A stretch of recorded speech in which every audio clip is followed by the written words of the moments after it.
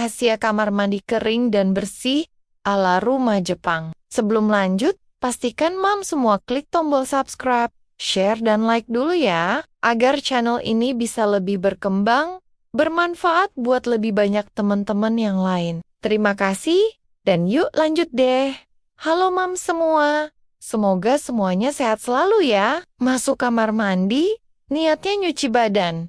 Keluarnya, malah nambah beban pikiran. Lantai basah, kayak habis adegan film perang-perangan, keset bau yang entah sudah berapa generasi, dan udara lembab yang rasanya bisa diperas. Yang bikin lucu, ini rumah sendiri, tapi rasanya kayak lagi numpang. Kamar mandi yang harusnya jadi tempat tenang, malah jadi pengingat kalau hidup belum tentu serapi feed media sosial. Fenomena ini nyata banget di rumah-rumah kita. Kamar mandi sering dijadikan tempat pelampiasan segala hal. Dari botol sabun diskonan yang sayang dibuang, ember cadangan yang gak pernah kepakai, sampai mainan anak yang nyasar entah dari mana. Air kemana-mana, barang numpuk di mana-mana, dan kita heran sendiri, kenapa lantai gak pernah kering? Padahal jawabannya simpel, kebanyakan isi, kebanyakan drama. Di sisi lain, kita lihat rumah Jepang yang kamar mandinya kecil, tapi tenang, kering, dan bersih.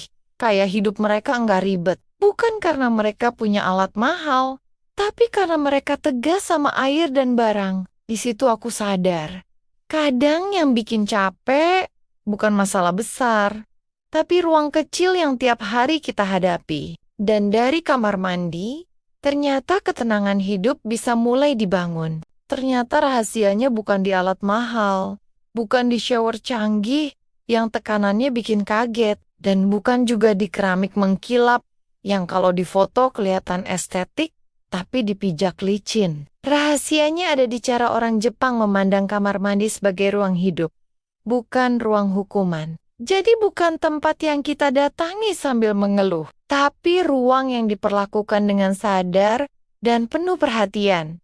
Walaupun bentuknya kecil dan sederhana, orang Jepang itu percaya ruang yang sering kita pakai akan memengaruhi kondisi emosi. Kamar mandi itu dipakai setiap hari, bahkan sering jadi tempat pertama kita berdiri sambil bengong pagi-pagi. Kalau dari awal sudah becek, bau, dan gelap, otak langsung mikir hidup berat ya. Jadi mereka tidak membiarkan air sembarangan. Karena air yang nyebar kemana-mana itu bukan cuma bikin lantai basah, tapi bikin pikiran ikut semrawut.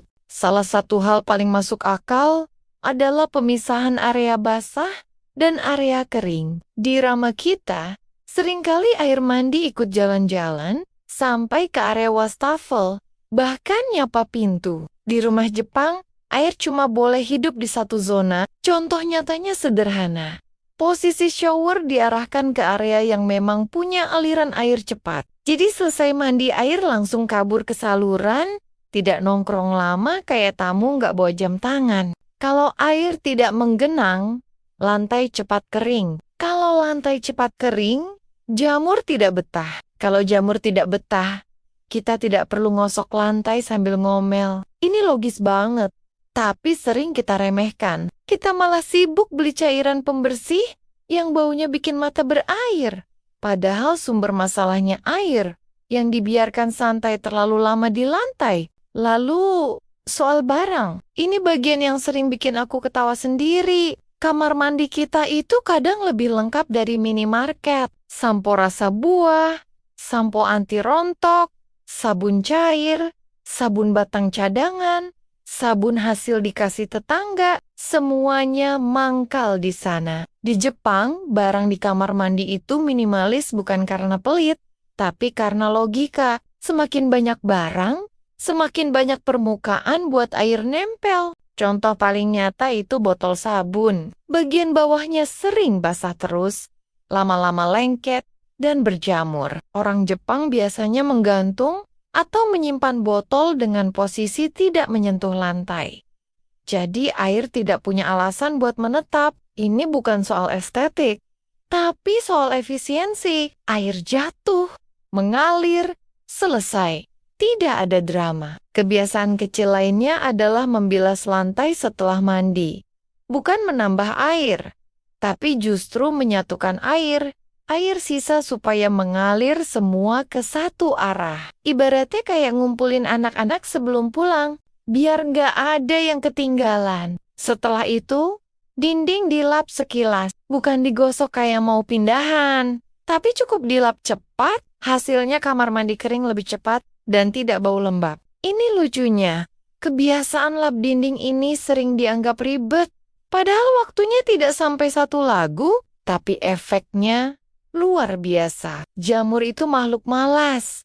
Dia suka tempat lembab yang lama. Begitu dinding cepat kering, jamur langsung mikir, kayaknya salah alamat, jadi kamar mandi tetap bersih tanpa perlu perang besar setiap akhir pekan. Ventilasi juga jadi kunci yang sering diremehkan. Banyak rumah punya kamar mandi tanpa sirkulasi udara yang layak. Di Jepang, udara itu diperlakukan kayak tamu penting, harus masuk dan keluar dengan lancar. Entah lewat jendela kecil, lubang ventilasi, atau exhaust.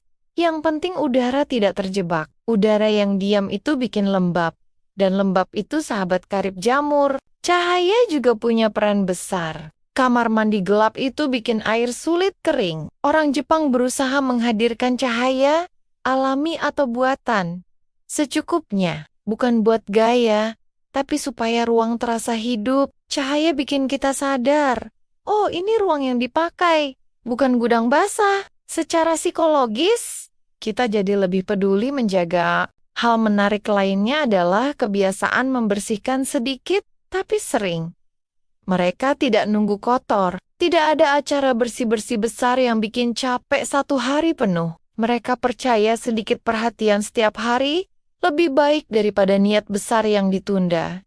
Logikanya sama kayak nyapu remah di dapur. Kalau dibiarkan, nanti jadi kerjaan berat. Kebiasaan ini juga ramah buat moms yang waktunya kebagi kemana-mana. Daripada nunggu hari tertentu, sambil merasa bersalah karena kamar mandi kotor, lebih enak menyelesaikan sedikit demi sedikit. 1 lap hari ini, 1 bilas ekstra besok. Tanpa sadar, kamar mandi terjaga, dan kita tidak merasa dikejar kewajiban. Yang jarang dibahas, kamar mandi kering itu lebih hemat. Keset tidak cepat bau, tidak sering dicuci. Keramik tidak cepat rusak.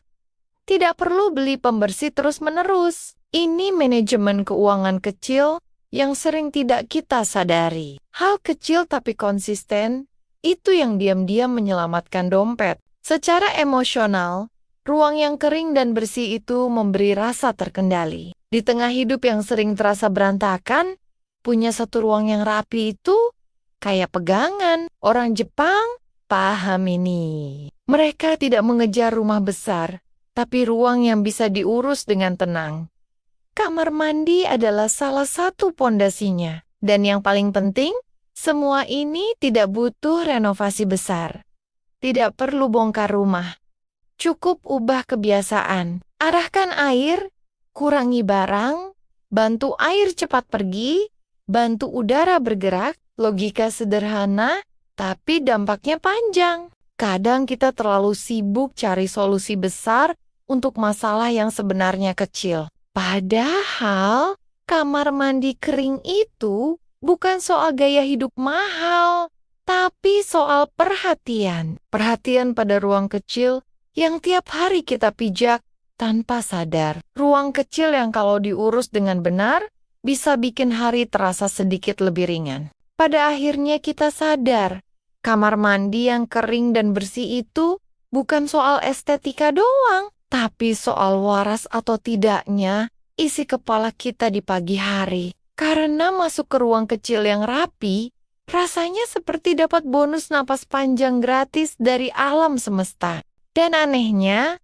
hidup terasa sedikit lebih bisa dikontrol walaupun cucian masih antre dan notifikasi belanja online tetap menggoda dompet. Rumah tidak harus besar, kamar mandi tidak harus mahal. Yang penting tidak bikin emosi naik sebelum sikat gigi. Karena seringkali yang bikin capek itu bukan hidupnya, tapi lantai basah yang gak kering-kering. Dan kalau dipikir-pikir, menyapu air setelah mandi itu lebih murah daripada terapi, lebih cepat dari curhat, dan hasilnya langsung kelihatan. Jadi pelan-pelan saja, bereskan satu sudut, keringkan satu lantai, rapikan satu rak, karena kalau satu ruang sudah terasa tenang, hati biasanya ikut nurut.